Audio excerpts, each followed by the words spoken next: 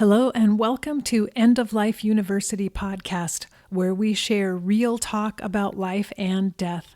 I'm your host, Dr. Karen Wyatt, and I'm really excited that you've joined me here today for another episode. We're up to number 298 today, and as you know, I'm kind of counting down until I get to episode 300. I don't know why. It just feels like an important milestone to me somehow, so I'm excited for that. In a few weeks, we'll be there. And today I'll be sharing with you an interview I did with Jennifer Mathews, and we talk all about her rather unconventional view of grief, which is sometimes has been controversial as well, but the idea that loss does not always bring sadness and why it's really important that we acknowledge that.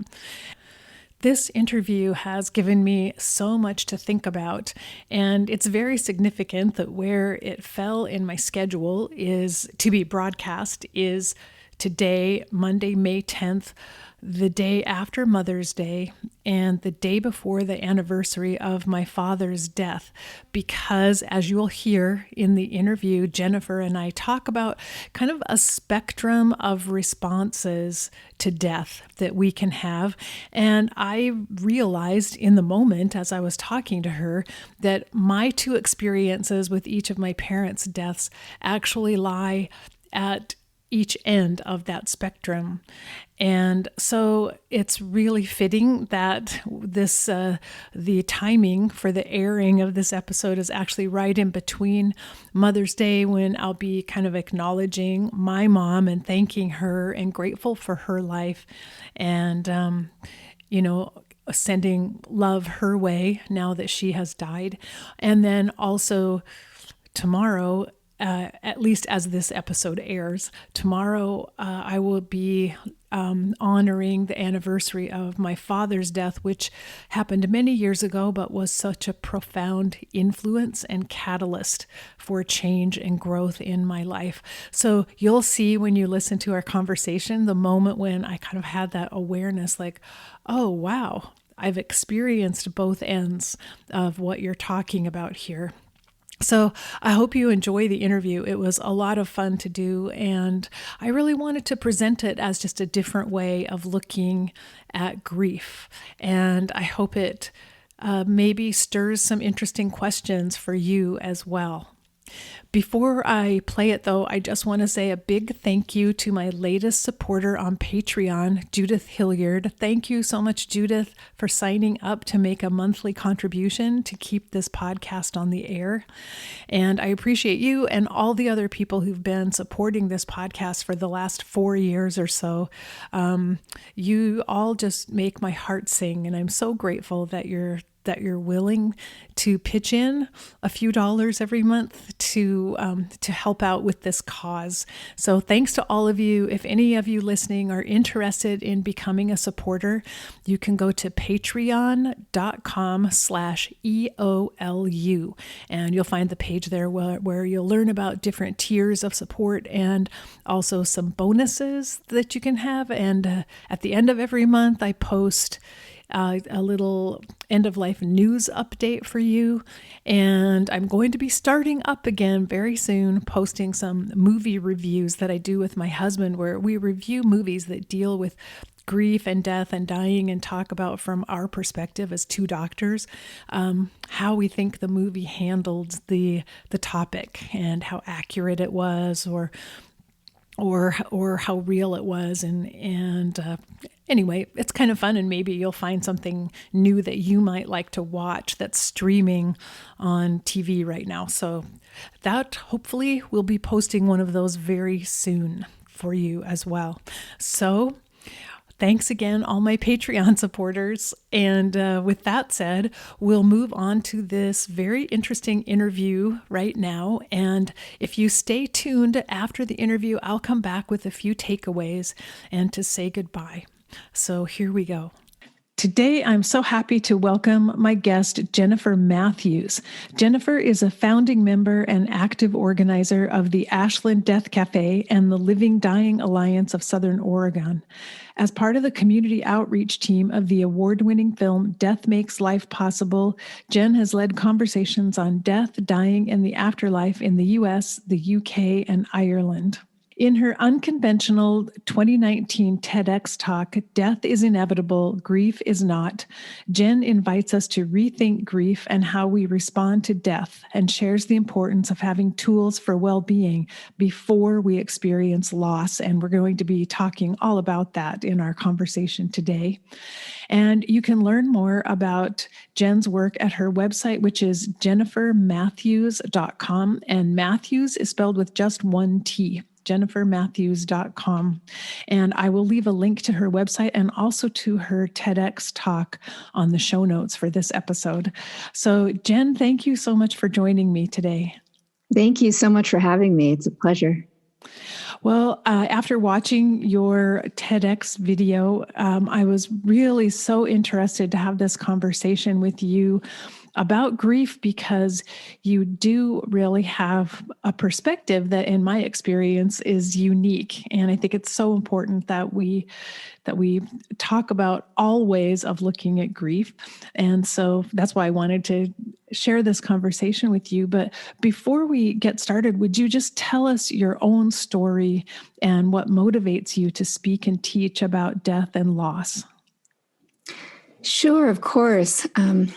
I guess I'll start by saying that, as we know, life is unpredictable, and mine was no exception, or is no exception.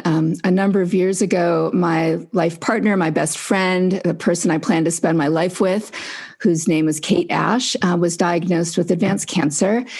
And, the news was shocking. It came at a time when we were settling into our life together and things were really good.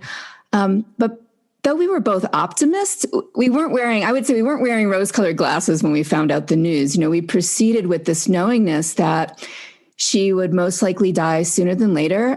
She needed regular blood transfusions to stay alive, so it was pretty obvious what the trajectory was.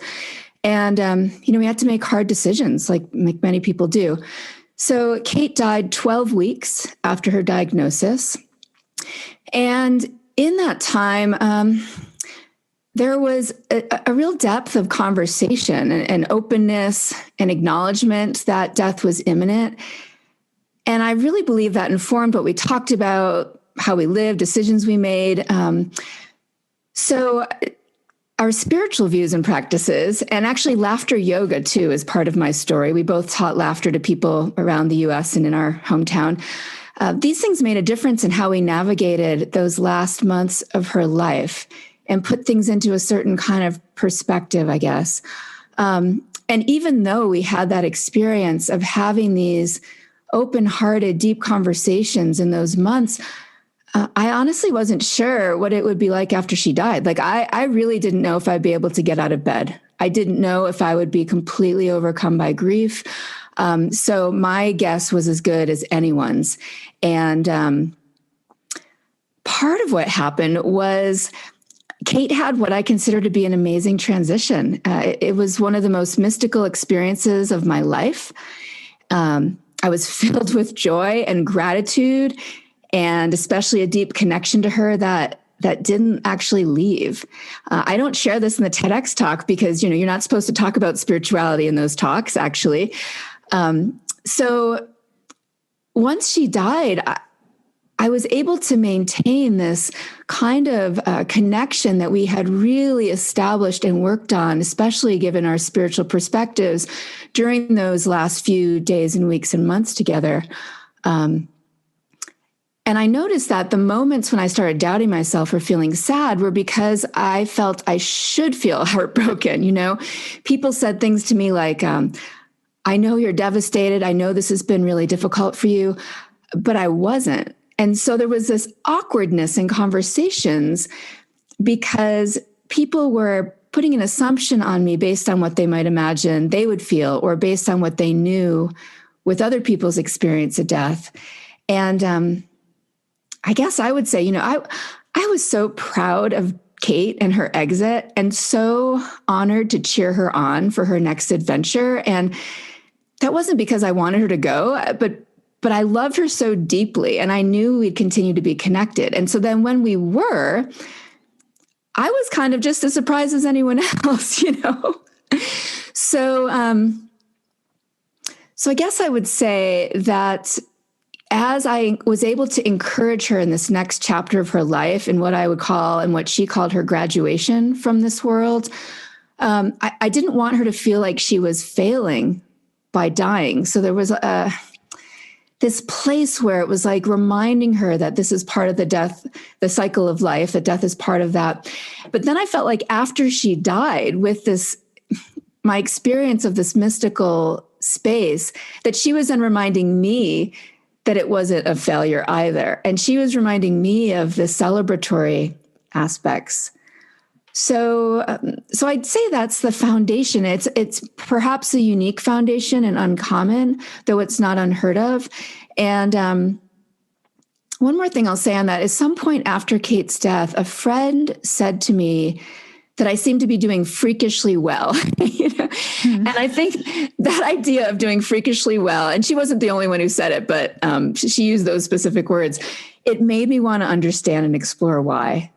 I didn't think I was in denial. I thought I was using all the tools I learned along the way. I didn't think I was glossing over Kate's death. I thought I was in deep acceptance. But I really wanted to have some self-inquiry into, is that what I'm going through? Or is this denial that people talk about? So that gives a little bit of background. And of course, there's plenty more to say about it. Yeah. Oh gosh, that's such a beautiful story. I had goosebumps the whole time you were talking about it. And I really resonate with your experience when Kate died, because a number of years ago, I took care of my mom at her end of life, and she was 89 years old. She had lived a long life and was really accepting of death and really actually ready for her life to be over. And at the moment of her death, something very similar happened to me. I felt joy course through my body, like almost like electricity, like I've never felt it before. And it was startling to me because I had no idea that I would feel something that felt positive in that way. But it was as if like, oh, she's released. Like she is giving me the joy. Like this is what she's feeling. And I get to experience it with her.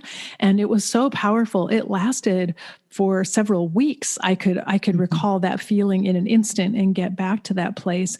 But I remember very well my discomfort when other people would say things to me like, oh no, I know you're so sad right now. And I'm so sorry for you. I know you must feel terrible. And thinking, I can't tell you that I feel joy. I can't talk about that because it's not okay that I feel this. And I went through a lot of confusion around it. So I really understand what you're saying. I couldn't describe that I had a positive feeling to anyone because no one seemed to expect that or support that was even possible. Right. And I'm glad you're bringing that up, and your mom too, because even though I didn't have the same mystical experience when my mom died, she died when I was 32, and, close friends who died suddenly, all my grandparents died in their 90s. So I was an adult for that. There was this place where I was like, what's culturally acceptable? I mean, I feel like I responded well to those deaths as well.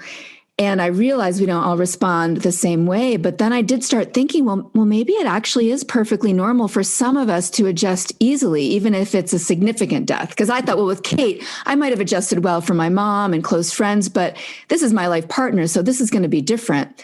And then I found that wasn't true, that I actually was really well adjusted and could stay connected and could use all my tools, even though it was the most significant death I had ever experienced. So it's so interesting to me. And that you pointed out that you and Kate taught laughter yoga together, and that joy was a big part of your relationship and your orientation to life while she was alive and even while she was going through her illness. And that's a That's a very powerful tool, obviously, that it sounds like was really sustaining for you. It really was. We have been practicing it and teaching it for a while, and something about laughter for no reason, the unconditional laughter, it for me allows things to be in perspective, that we're not holding on. There's a place where it's like, what's meaningful and what's the places that we're stuck, I guess. Laughter really brings up the places that we're stuck, because when you can't laugh about something by choice, you realize what you're really holding on to. And even with death, it's not like we were ever laughing at death, but I guess I would say laughing regardless, and that we recognize that even death couldn't take away our joy, or couldn't even take away our love or our laughter. And to me, that's what you're speaking of as well. Your mom's death didn't take away your joy. It actually enhanced it, surprisingly. Yeah. As if, I mean, in my own mind, I was thinking she's able to transmit this pure joy to me in a way that maybe we didn't share as well when she was alive, but we were certainly sharing it, when she was in this other realm or plane or whatever it is. I was feeling it and knowing that I'm feeling this from her. This is what she's experiencing at the same time. Yeah. And in that way, for me, I think a lot of it is having, people can have their various spiritual perspectives, but, so many spiritual traditions are about showing us how to die. And I guess by that, I mean, connecting to ourselves and others as more than our bodies, as souls, tapping into that which never dies. So when you speak of your mother's transmission, to me, it is about being open to that which never dies, to whatever it is that continues to connect us, that's more than we can imagine when we're just focused on our bodies, Yeah. Well, I mentioned to you that, I had the discomfort. I guess I did all that same questioning of myself too. Like, am I wrong? Is this a sign? Was I deeply angry at my mom? And is that where I questioned myself, like, why am I not having the grief reaction I thought I might? And that partly came from my father died by suicide many years earlier when I was in my 30s, and I was totally devastated by his death. It was traumatic and shocking. And so my mom's death was such a contrast to that it did cause me to do that same kind of soul searching. Like, is it okay that I feel this? And I literally didn't have anyone I could ask about it or talk to about it. And I think that's what's motivating you to want to put this information out there, because there are probably other people who might be in that same situation who are also feeling like there's no validation for what I'm experiencing right now. Absolutely. I mean, I've heard from people over time who say, wow, I always felt so guilty that I didn't feel sad when my father died or my sister died or my friend died. And I felt so horrible about that. Or I was really confused, just like you're saying. I was really confused by that and wondered what was wrong with me. And so there's a place that it's really important to look at the range of how we respond to challenges in life, including death, that there isn't a formula of someone's death equals grief or struggle, because that's not necessarily the case. And as you mentioned too, with the differences between your parents' deaths, there's many factors, as we know, that shape our experience of death. So the who, what, where, when, why, how, all of that really does matter and impact our emotional response. Because there could be something that's more graceful, or maybe it's tragic, or maybe it was preventable or timely.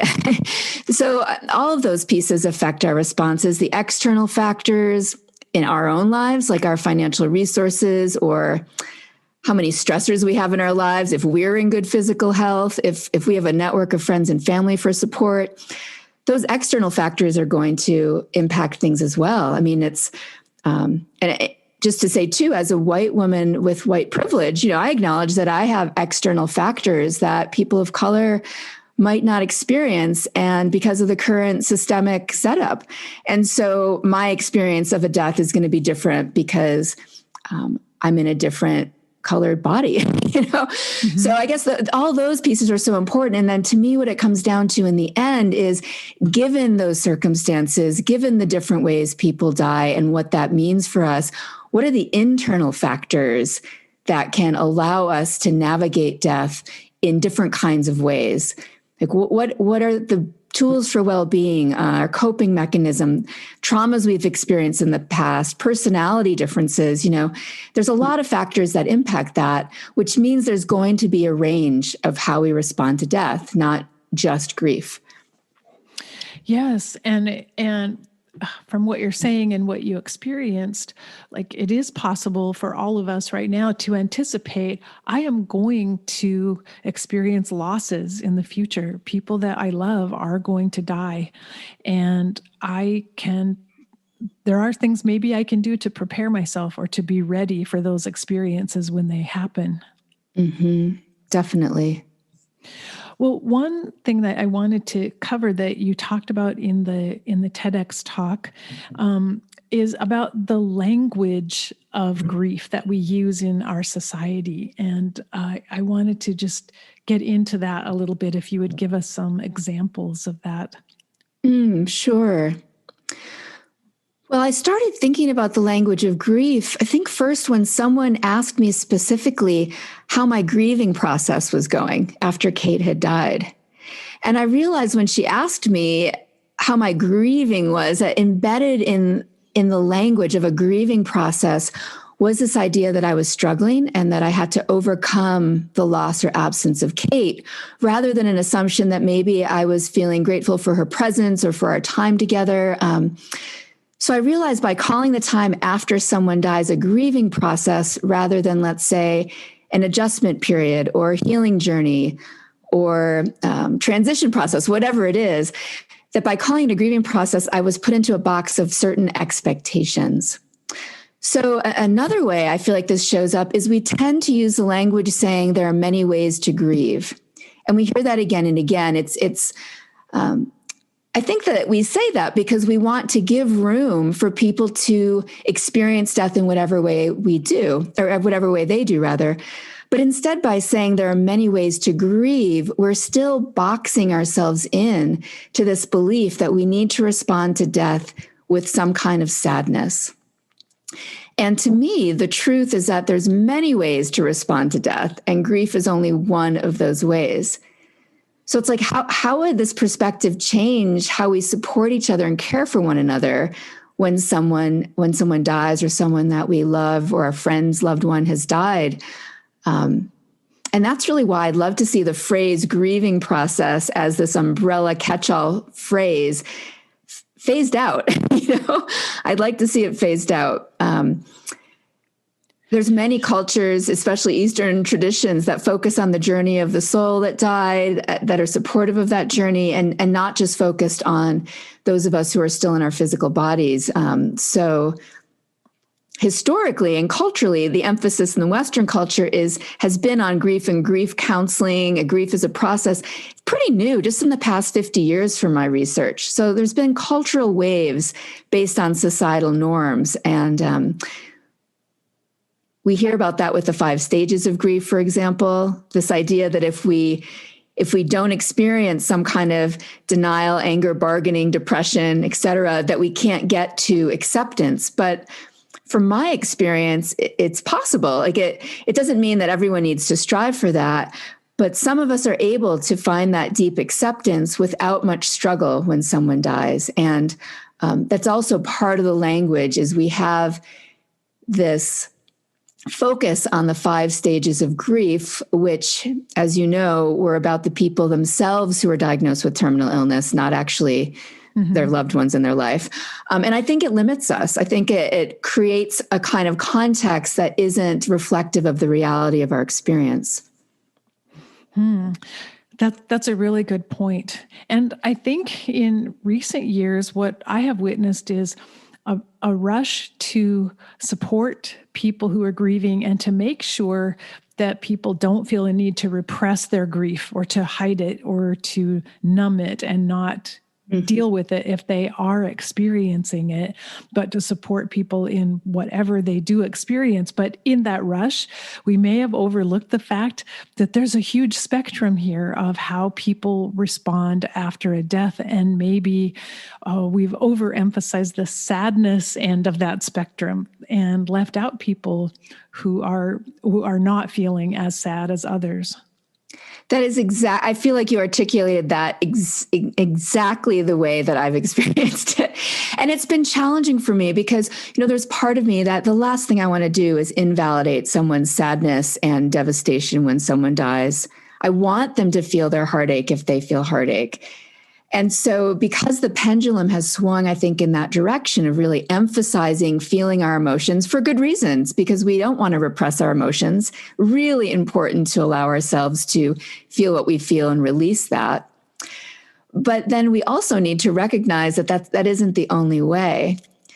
And so when people feel like it's the only way, that I guess I'd say that we've swung so far that we're so afraid of being in denial that we worry, that if we don't respond with sadness and grief, we must be in denial. So this current model or the current trend makes us be afraid of denial. And then we have an expectation to find a way to feel sad, to belong in that way. We don't maybe trust our own stability or trust our own experience, and we feel confused by being well-adjusted. So I'd like to reopen the conversation, really. I don't want people to feel isolated, whether they feel a lot of heartache or whether they feel like they're in a really solid, grounded, centered place. I want us to be able to talk about this freely, be self-aware more than anything, I guess. Be self-aware and give other people the opportunity to be self-aware as well. And one thing I think this was a quote from the TEDx talk you did, that adjusting to the physical loss is not the same as grief. And that's something I experienced. I had to go through an adjustment of my mom not being there anymore, not being there for me to call. I still have her phone number on speed dial on my phone, even though it's been disconnected for years. But it's like looking at that and realizing, her name is still there. I just can't call her on my actual phone, and dealing with those changes that happen in life because of that emptiness where this person resided physically. But I think you're right. I don't know that was exactly grief that I felt. It was an adjustment that I was going through, and I looked at it often, but it didn't feel the same as the grief that I experienced when my dad died. I don't know how to articulate it very well, but. Well, I think there's a visceral shift. Like when, the reality is, of course, that we're in these temporary bodies in this temporary world. And so when a body dies, we are going to need to adapt and adjust to the lack of it in our lives. But yeah, that's very somatic to me, that we may need to allow that to release, to move. That doesn't mean there's not emotions and tears, but it feels very different to me than releasing that versus being, continuing to be in that place of maybe, let's say, disconnection or absence. I really view it as a place of focusing on someone's absence. And if we feel sad, it doesn't mean we have to feed that sadness. And that's where I think some of the self-awareness comes in, to be aware of our thoughts, aware of the cultural expectations, that we can take a step back and say, am I adjusting to this experience of someone's death? Or am I actually really feeding it with my thoughts? Because that's a way that I think I'm maintaining connection, actually. Yeah, that's really interesting. And it strikes me that you and Kate really set the tone for how you would respond after her death by the closeness that you had after her diagnosis as you were navigating that journey together. And because you chose to focus on joy and living life well and, filling life with laughter for every moment that you had, that's such a deep and powerful connection you had. And that's the connection that continued on even when her body didn't continue on.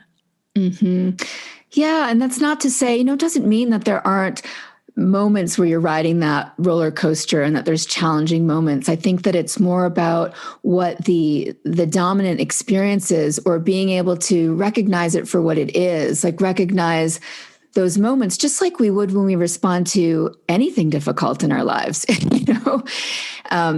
that we have tools that we use when we're dealing with challenging situations. And there's this idea, I think, out there that when it comes to death, we exempt death from using our tools, that well, of course we're going to be sad. Of course it's going to be challenging. Someone died. When really we can still use the tools we have, that might be certain meditation practices or gratitude practice or writing or being in nature. I mean, it goes on and on. Whatever it is that we do for ourselves, we can also apply that. And I really encourage people to apply that to a death in our lives. Yeah. Oh, I think that's excellent advice. And all the better if they're tools that you've already developed, you've already been using as part of your self-care or part of your spiritual growth, to continue the same tools, because you already have created the synapses and the pathways for those tools and how they work to support you. And they will continue to work for you when you need them. Exactly. And moving that idea out of the way that, well, they can't work for death, or that they shouldn't work for death because something must be wrong with me if I don't feel sad enough because someone died, Oh, that's such a good point. Because I remember very clearly after my father's death that I had a real block in my mind toward doing anything that would lead to growth or any kind of a positive outcome after his death. Mm. And that lasted for a few years, because I felt that if I grow from this or something positive comes about, it would mean that I'm okay with his death and the way he died. And I can't go there. I can't be at that place where I'm saying it's okay for any reason. Therefore, I can't allow myself to come through this in a positive way and feel like I'm a new person now and I learned something and grew. That, like I said, that lasted a few years. I did get past that and get beyond it. And it turned out his death was the most transformative experience of my life. But I remember so well that feeling of guilt that if I create anything positive out of his death, then I'm basically saying, oh, it was a good thing that he died. Mm-hmm. I feel like you've nailed it. And again, that's where really knowing ourselves and looking at that and being able to step back and see, okay, where are these thoughts coming from? What have I learned about how to respond to death? And how is that learning influencing my current experience? That those are important questions that we ask. And we can ask them, like you had mentioned, we can ask them before someone significant in our life dies, so that we're not in the thick of it and also trying to, find and reach for these tools and this kind of introspection when we're in the middle of the challenge. Yes, exactly. Because that may be the hardest time to develop new tools or find tools that work for us when we're already in the midst of it. And so for all of us, like I actually think one of the reasons my mom's death was easier for me is that I did so much work after my dad's death, and I prepared myself in advance. I knew his death shocked me awake to realizing, wait, everyone dies and I will lose everyone sooner or later. And coming to that awareness just helped me to start preparing myself. How do I be strong enough? How do I have the right mindset and heart set in a way to cope with this, whatever loss and tragedy comes into my life? Mm-hmm. Yeah, it's beautiful. I feel like it really is impactful. Yeah, and I like what you're saying, that any of the tools that we are using to help ourselves grow right now, or to help ourselves awaken or become our best possible selves, are the tools that can and will help us after a loss, as long as we feel empowered to use them and we know and trust that it's fine to keep using those tools.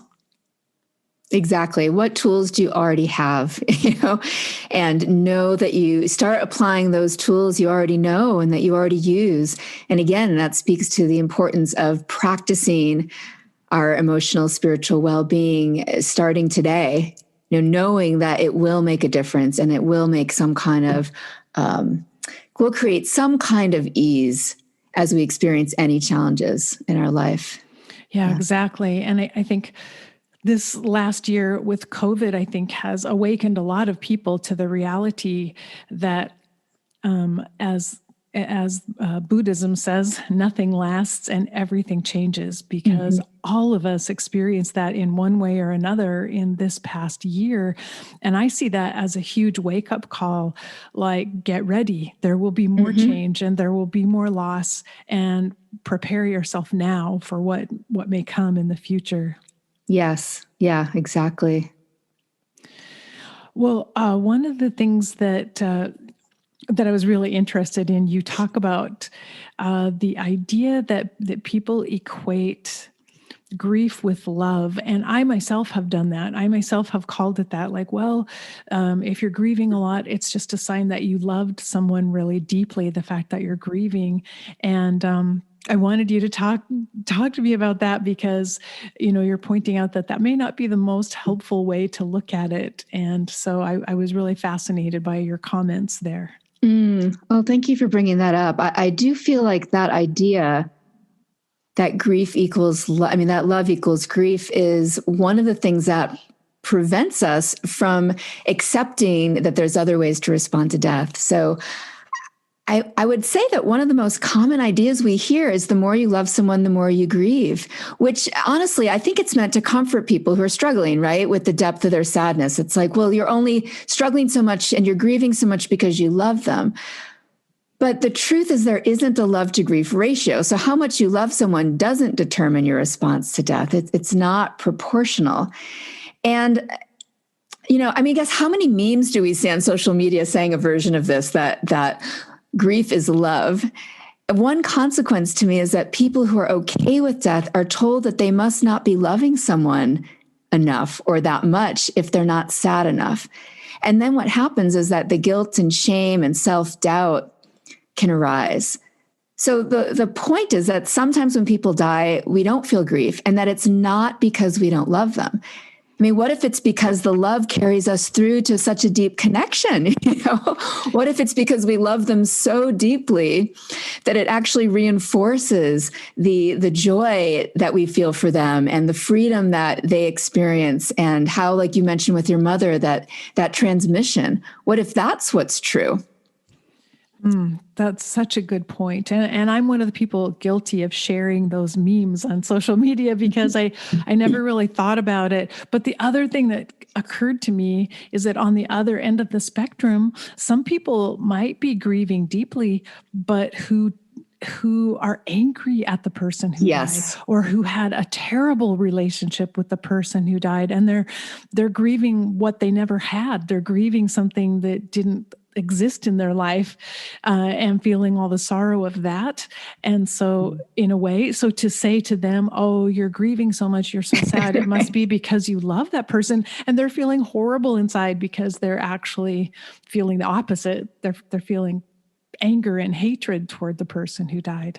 Right. And then it still leads people towards feeling uncomfortable. Maybe they feel like imposters. They might feel really awkward or shameful about that. So it's important, I think, to take it apart. I guess I would call it the grief soup, that we tend to say whatever challenging, I'll say difficult or challenging emotions you feel, we call it grief. So no matter what that looks like, if it's interpreted as something that's struggling, it's grief. Well, in reality, if grief is actually a sadness because of a physical loss, there's a lot of other things, like you mentioned, maybe things that are unresolved, unfinished business, resentment, old traumas that they experienced with the person who died, the disappointment of maybe not having been more in their lives or connected to them. So it's important to me to separate out the different kinds of emotions that are happening, because they aren't necessarily specifically grief, and they aren't necessarily about love, like you say. I mean, I think for those who are experiencing sadness and grief, the idea that the more you love someone, the more you grieve could lead to holding on to their grief as a way to be connected to the person that they love, out of some kind of fear that if they no longer feel sad, they'll lose the connection. So I better hang on tightly to this grief. I mean, it's sort of what you described with your father. Yeah. Of feeling like you can't feel good because that's going to say that it's okay. It's going to condone the death. It's going to say that you must not love him if you stop grieving. And it's one of my prayers for people, honestly, that they can give themselves room to hold both at the same time, that loving someone doesn't mean that it's in proportion to the level that you're grieving. I mean, it would also be, I could just as easily say the more you love someone, the more connected you are and the less you grieve. Well, that's not going to be universally true either. Mm-hmm. So I really do hope that it's one of those, maybe it's a pet peeve of mine, that if people stop sharing that sentiment as much and just started saying to each other, actually, when I look at it, that's not necessarily true. The more I grieve doesn't mean the more I love someone, and the more I love someone doesn't mean the more I grieve. There's more to it than that. Yeah, and I think you're right. We are using grief often as an umbrella term. Grief is whatever you feel after someone you care about dies. But the word itself does imply sadness, that sadness is part of that. And the word itself has maybe been shaped by every movie we've ever seen or television program. Yes. Maybe shaped by what we've heard from other people or what we've been told, or for some people by the fact that they don't know anything about what grief is. They haven't really read or heard or know anything. It's all brand new to them. And so I wondered if you have any thoughts about what can we say to someone, especially someone, if we don't know them well enough that we know their whole story and we know what might be going on for them, when we want to convey our presence and our concern. How do we do a better job instead of saying, how's your grief process going? Or I'm so sorry for you and your loss. Do you have thoughts about better ways of talking about it? I do. And I appreciate you asking that. I think one of the things we can do is really simple. It's just asking people how they are.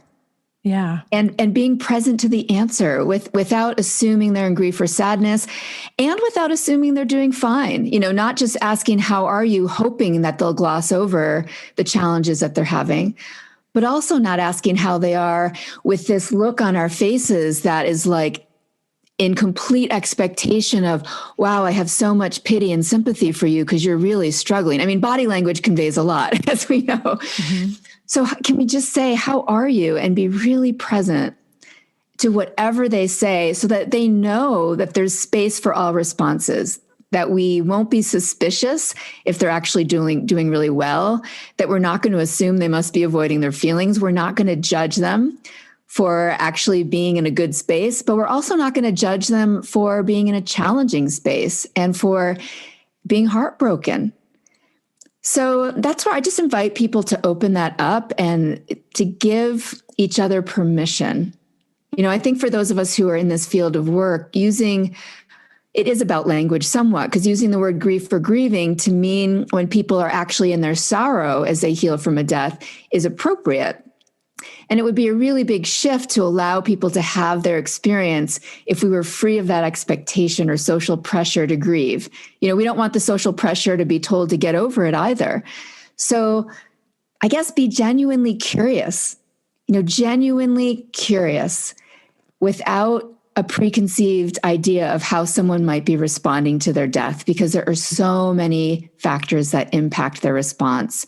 And let's be aware of our own conditioned assumptions about responding to death, what we learned. Again, that's where the more we can explore where what we know about death and grief comes from, and really have an awareness that, like, these are things that we've learned. We've watched our parents, our grandparents, our family friends deal with death over the years, and possibly without questioning it. Like you mentioned, we we may read the newspaper or watch TV shows or movies that have a certain idea and cultural assumption around death and how to respond to it. And we don't question it. So let's be curious. Let's be present. Let's be open. I think that can go a really long way. I think this is a really good time too for each of us. I think it's as part of becoming more death literate in a way. Yes.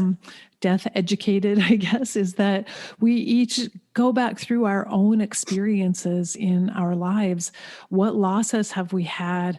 What were the varieties of our responses to those losses? What were all of the different things that we felt when that loss happened, in order to make it real for us that, you know what, I felt all kinds of things besides just sadness. I felt lots of different things. And I think that can really help us when we get in touch with what our own experiences have been, to make sure we stay open-minded and accepting of what anyone else's experience might be. Yes, absolutely. Yeah, well said.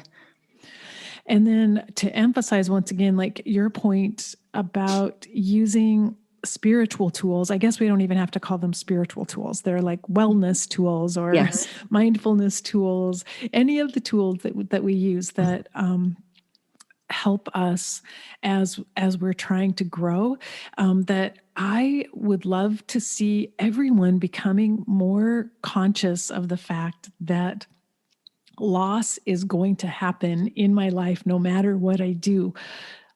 Loss will come to me. It's part of this experience of life.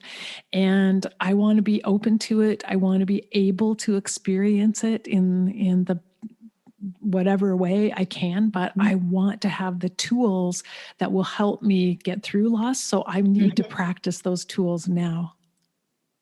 Yeah, that really, as I said, that's truly my hope for people. And that's something I learned about, in the process after Kate had died, when I was in that deep place of self-inquiry and reading all the books I could find and doing research and workshops and talking to people and writing, all of that inner reflection.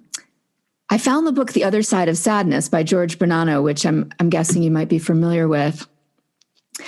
And in that book, I felt like someone finally validated that people can move through a death of someone they loved, like genuinely well, because they looked at like, what are the factors that actually contribute to being more well-adjusted or being able to navigate that in a way that's maybe more positive or solicits more growth. And so it really validated my experience of exactly the things, honestly, that I had already been working on and practicing and had in place. And so, if I didn't have those things in place beforehand, who knows what my experience would have been? I mean, of course, my relationship with Kate in particular influenced that. But as I had mentioned, I also had more of an ease than others around me when navigating my mom's death or some friends' deaths and things like that. So I really love that this is finally being studied. I mean, not enough for sure, but what are the things we can do beforehand? What are the tools that we know would make a difference? And honestly, all the tools that have been mentioned in the research I've done have been tools that will help us with anything that's difficult. And again, it's just our actually applying them to death and knowing that these will help us weather all the ups and downs in life, including death. Mm-hmm. So true. So true. It's like preparing ourselves for, a difficult physical journey, like for actually traveling somewhere when we read guidebooks and learn a new language or study food or the history of a place we're going to and study the art so that we'll be prepared when we get there for that experience. It's like, that's kind of what this is. We're preparing for the journeys that life is going to take us on in the future. I feel like that's exactly it. It's actually very recently I've been thinking about it in those precise terms of traveling. Like you'd get ready for a trip, you pack your backpack or you pack your suitcase, you do some research ahead of time, you dream about what it might be like all of those things. You ask other people what their experience has been, the guidance and the preparation. And still when we go on a physical adventure, we don't know what it's going to actually turn out like. Just like with death, you can think you're going to be ready. You can think your suitcase is packed and that you've got all your tools.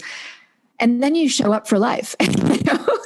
Yeah. And then you show up for death, and then you find out like, oh, okay, well, maybe I wasn't as ready as I thought, but I was more prepared than I would have been had I not actually been intentional about it.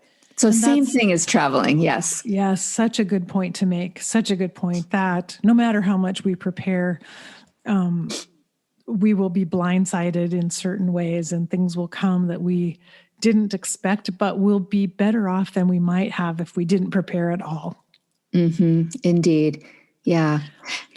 Well, one thing I'm curious about, Jen, since you did the TEDx talk,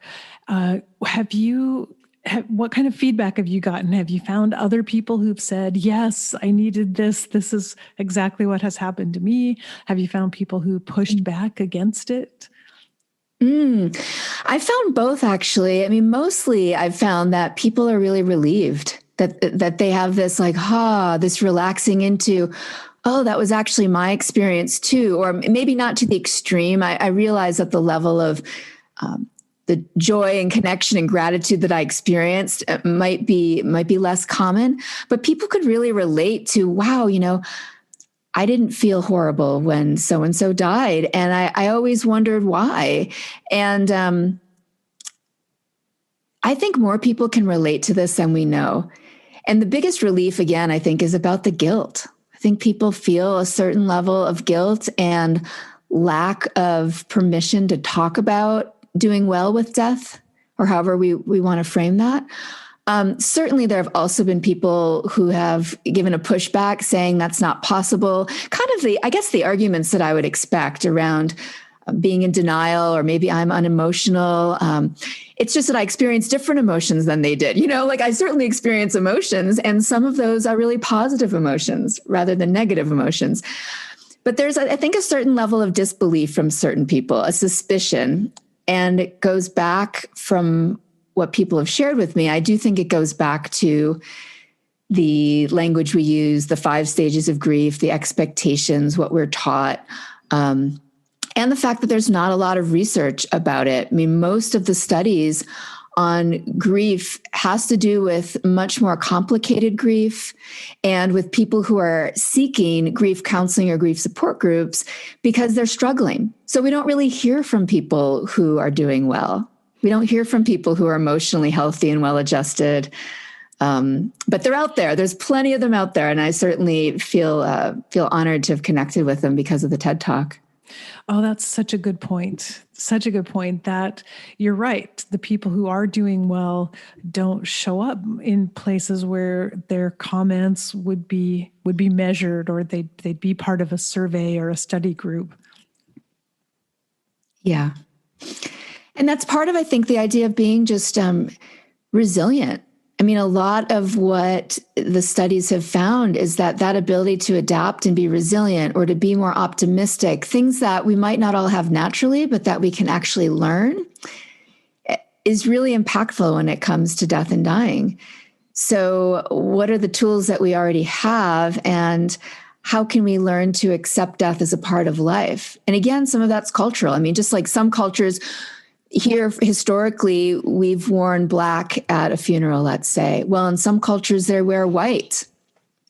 So let's look beyond what our cultural context and framework is, and be more open.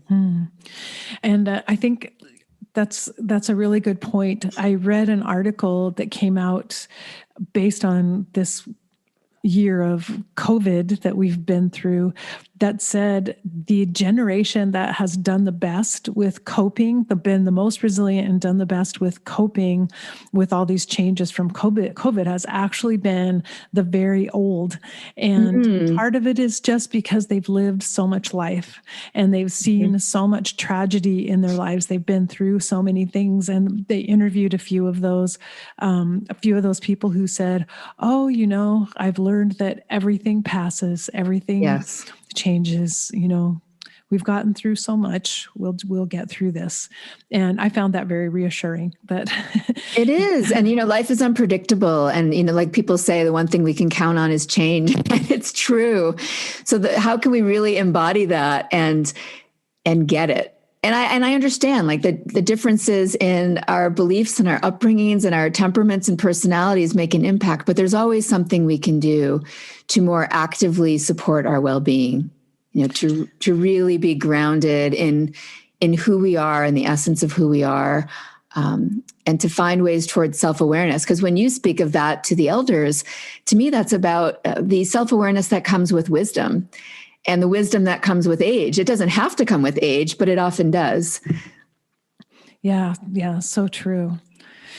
And so I wanted to thank you because reading about your work and watching your TEDx talk was actually really helpful for me to just revisit my 2 grief experiences with my parents and actually see for myself where I started in a way. With my dad, when I hadn't really been through grief before and didn't know anything or understand anything about it and the impact it had. And many years later, when my mom died, what changes had happened within me. But I was able to see in my own life experience what you were talking about, this whole spectrum of grieving. And it helped me remember some of the shame or embarrassment that I felt for not being sad when my mom died. And that was really helpful. I felt very validated. So I'm hopeful that other people listening will have that same experience too from listening to our conversation. I certainly hope so. And that people know they're not alone, that people know if they're grieving and struggling with a death, they're not alone. And that people know if they're responding to death by feeling the connection and the presence of someone in their life and the joy, that they're not alone either. Exactly. And it makes sense. We're such a diverse species, human beings. We're all so different. We all, why not celebrate all these differences between us, and each one of us will have our own unique way of dealing with whatever life brings to us. So I wanted to remind people that they can find out more about your work at your website, which it sounds like will be undergoing some transformation itself in the future, but it's jennifermathews.com, Mathews with 1 T. And anything else, Jen, that you'd like to tell people about or let people know? Just really to emphasize, to trust yourself. And I feel like that's a big part of this is no matter, someone else can't tell us what we're really experiencing and feeling. And in order to trust ourselves, it's living a life that's committed to self-awareness. And again, curiosity, not just of others, but curiosity of our own personal experience. So just invite you to be on the path to,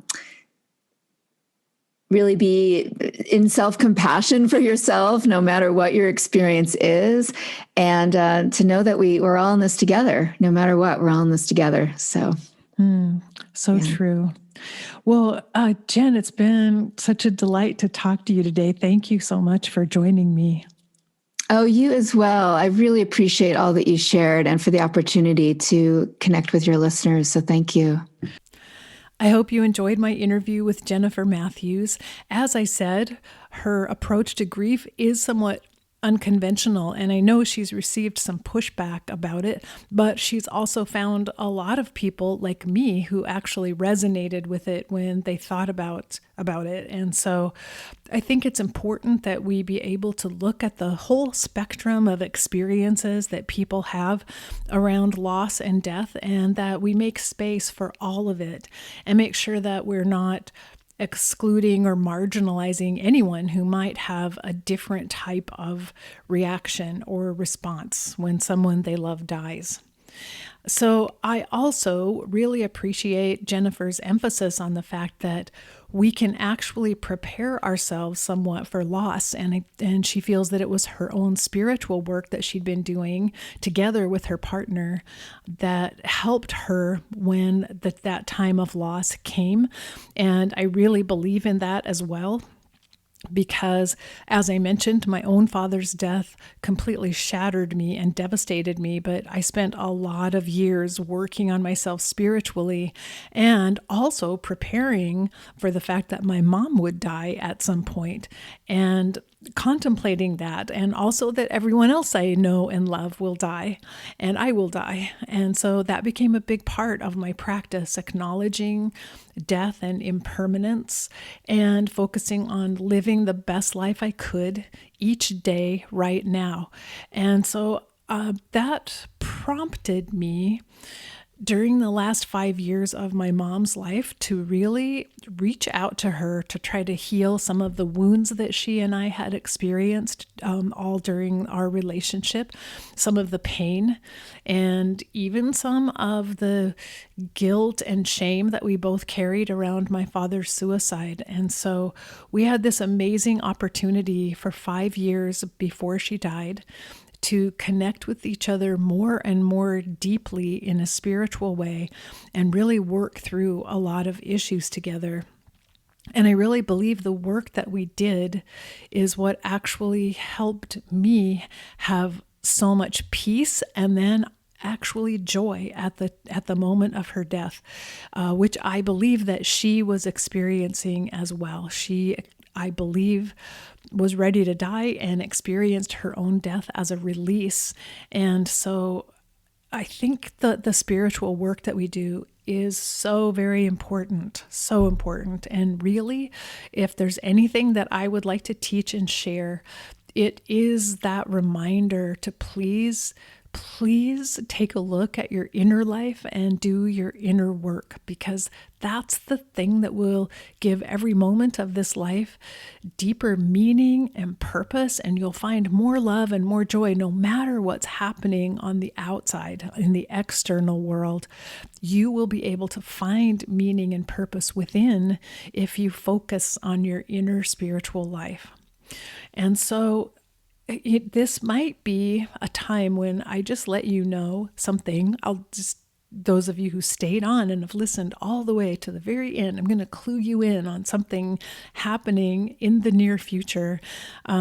Part of my celebration of reaching 300 episodes when I get there near the end of this month is I'm going to announce that I'm starting a new podcast, a second podcast called What Really Matters, that's going to be all about this inner spiritual journey. And in the podcast, I won't be sharing with you as some sort of expert. I'm going to be sharing with you as a seeker, a spiritual student on my own path, and sharing with you some of the things that I'm learning and reading and experiencing on my journey, for any of you who are interested in being on that path as well. And just in case what I'm looking at or learning in the moment is something that might be helpful to you too. So I'll be telling you more about that in a few weeks, because I don't have it all quite ready or put together yet, but I will be launching something new, and I'm really excited as I reach a milestone here to have something new to share. I'll keep doing End of Life University, yes, don't worry about that, but I'm adding on something new that will have much more of an inner and spiritual focus. So for those of you who are interested in that, you can look forward to that coming down the road. So next week, there will be another brand new interview I'll be sharing with you. So stay tuned for that. Every week, I share something new for you on this podcast. And if you enjoy this content, it would really be helpful if you would tell other people about it, even share an episode with someone that you think who might benefit from it, because that helps us grow this community of people who are interested in the end of life. Other ways to help are to subscribe on the whatever podcast app you happen to be listening on, whether it's Apple, Google, iHeartRadio, Stitcher Radio, Spotify, wherever you listen.